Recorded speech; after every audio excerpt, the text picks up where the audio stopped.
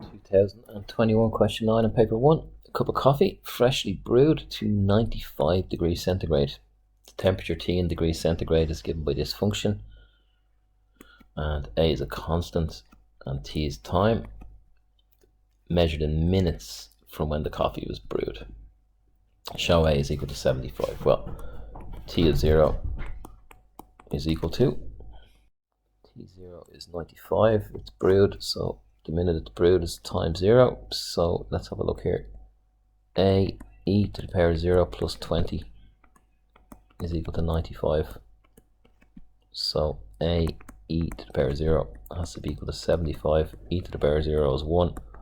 So A is 75 degrees. Or 75. The whole thing will give us the temperature. Explain what the value of 20 in the formula represents in the context of the coffee cooling. Well, what is the 20? So I'd imagine here what they're looking for here is room temperature. This could be one of those questions where they want something really specific. If they apply 10 marks to this in the marking scheme and you don't say room temperature, it could be a 0, 5, 10 question. Or just a 0, 5 question to try and get 5 marks off that total of 440. So I think room temperature is what they're looking for here for this 20. The coffee can't go below 20 because 20 is the constant at the end. So you could say something along those lines too. Then we're asked for the decrease in temperature of the coffee 10 minutes after brewing. So that's T10. So I'll just do T10 here. What is T10? That's going to be 75 E to the power of minus 0. The decimal is just going to move one place, 0.81 plus 20. That's when T is equal to 10. Just type that into your calculator. It's going to be 53.36 degrees. What do we ask for? The decrease in temperature to the nearest whole number. Well, if we take that as 53 degrees, it started at 95.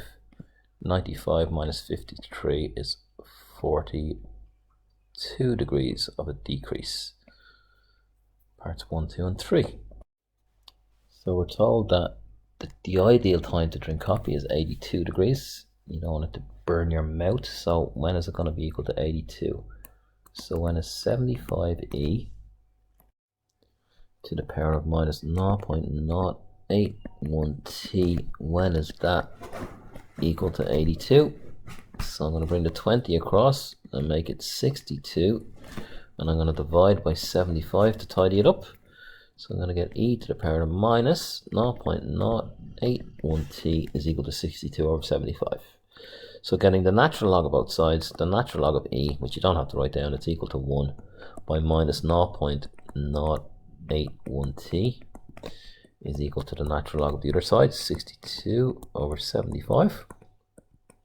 So t is just going to be equal to the right hand side, the natural log of 62 over 75 divided by minus 0.081.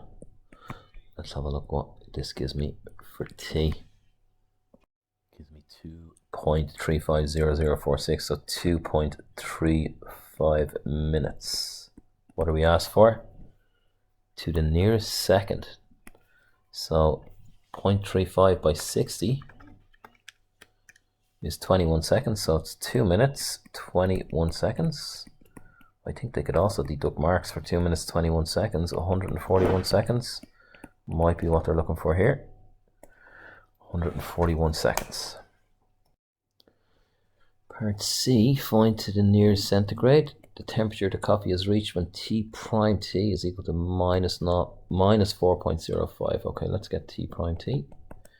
T prime T is going to be equal to what we have. It's going to be equal to 75 E. E doesn't change, to the power minus 0.081 T. The 20 will go.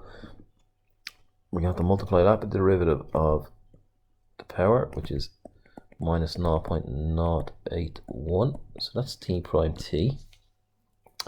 And if we say that that's equal to minus 4.05, I can divide by minus 0.081 and then divide by 75. I think that's giving me 2 over 3. Just let me double check.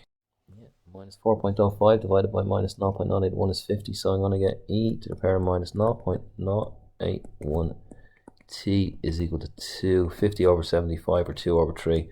So similar to the last one, you can do ln e if you want, but this is just equal to 1 by minus 0.081 t is equal to the natural log of 2 over 3.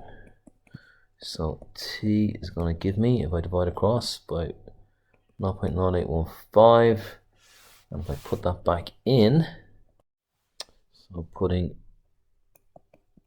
capital T, T of 5 back in, I'm getting 70.02. T of 5 is equal to 75e to the power minus 0.081 by 5 plus 20, which is giving me 70.02 to the nearest centigrade degree. So 70 will be my answer there, 70 degrees.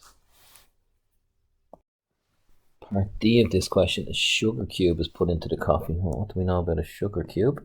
We know about a cube. The volume of a cube is going to be, I think they say x here for one of the sides. So x cubed is the volume of my cube, and all I can do with that is dv dx. 3x squared. That should come somewhere into this question, dv dx. So what have they told us? Its volume decreases at a constant rate. Well, volume decreasing is volume over time. It can't be anything else. dv dt is equal to 1 over 20. We now have two parts of our chain. And then find the rate of change of x of t. So that's dx dt. We want the x dt when the volume of the cube is 1 over 64. Well, if the volume is 1 over 64, x by x by x is 1 over 64, so x has to be 1 over 4 at that point. That's a bit more information. Okay, so we want the x dt, so what is that equal to? We have dv dx, so it's dx dv. From over here, we can put that in upside down. And to keep the x dt, we'd have to have dt on the bottom and dv on top. So we have dv dt is 1 over 20. dv dx is 1 over 3x squared. And that's going to give me the x dt. And you can see here the only unknown is x, which is why we've worked out this one here. X is a quarter. So 1 over 3 times a quarter squared by 1 over 20. And typing this into a calculator, dx dt is going to give me 4 over 15. That would be in centimeters a second. That's the end of question 8.